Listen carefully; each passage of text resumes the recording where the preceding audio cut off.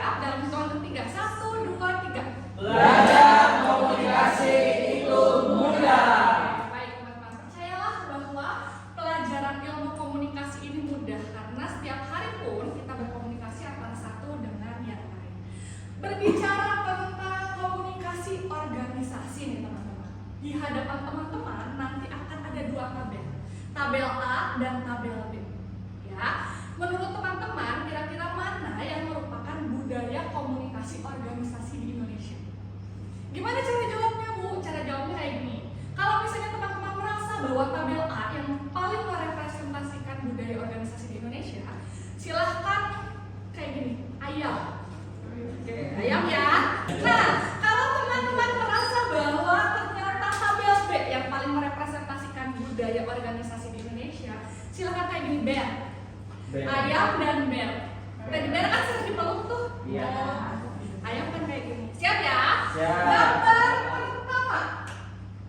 Nah, ya. Saya hitung sampai 3 ya. 1, 2, 3. B. Salsa, kenapa memilih B? Karena banyak orang yang hanya menunjukkan tapi tidak mencontohkan. Oh, karena kebanyakan organisasi di Indonesia itu lebih condong memerintah gitu ya dibanding mencontohkan. Sedangkan Bu Mila mungkin kenapa A? Karena seharusnya komunikasi organisasi itu salah satunya adalah memberikan support kepada pihak lain sehingga tujuan dari organisasi bisa tercapai. Wih, keren jawabannya. Coba tepuk tangan dulu. Siap? Kita lihat gambar kedua.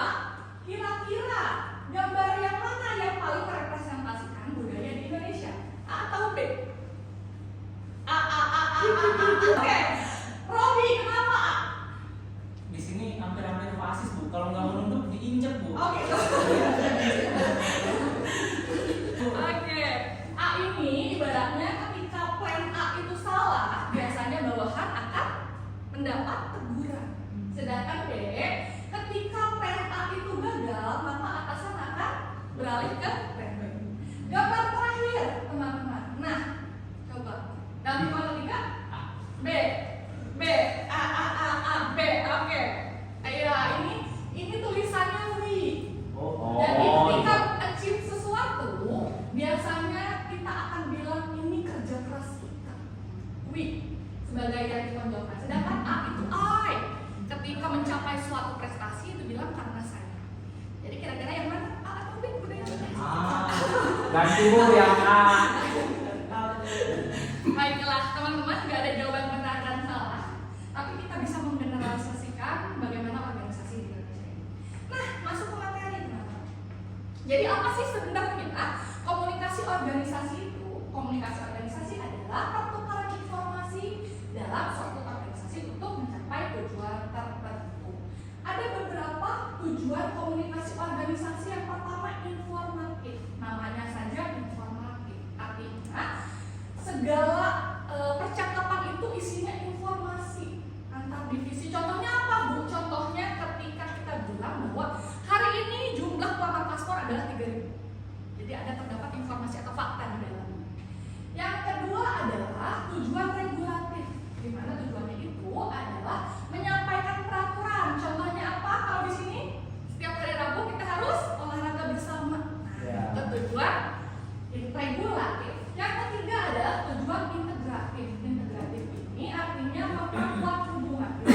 Informasi itu diberikan untuk memperkuat hubungan. Contohnya apa, Bu? Contohnya tiap pagi ada briefing misalnya di salah satu kantor imigrasi. Hal itu tentunya untuk memperkuat hubungan. Komunikasi organisasi itu ada 2 jenisnya, teman-teman. Yang pertama, kalau dilakukan di dalam organisasi, misalnya saya berkomunikasi sama Salsa, saya berkomunikasi sama Aksa, itu namanya komunikasi in group atau internal. Karena kita sama-sama di bawah BPSDM. Sedangkan kalau kita berkomunikasi dengan orang di luar kelompok kita, di luar organisasi kita, namanya adalah komunikasi out group atau eksternal. Sampai di sini bisa dipahami? Nah, teman-teman, berbicara tentang komunikasi organisasi itu erat kaitannya dengan motivasi. Apa sih, Bu, motivasi itu? Motivasi kalau saya kemukakan adalah kekuatan yang menggerakkan seseorang.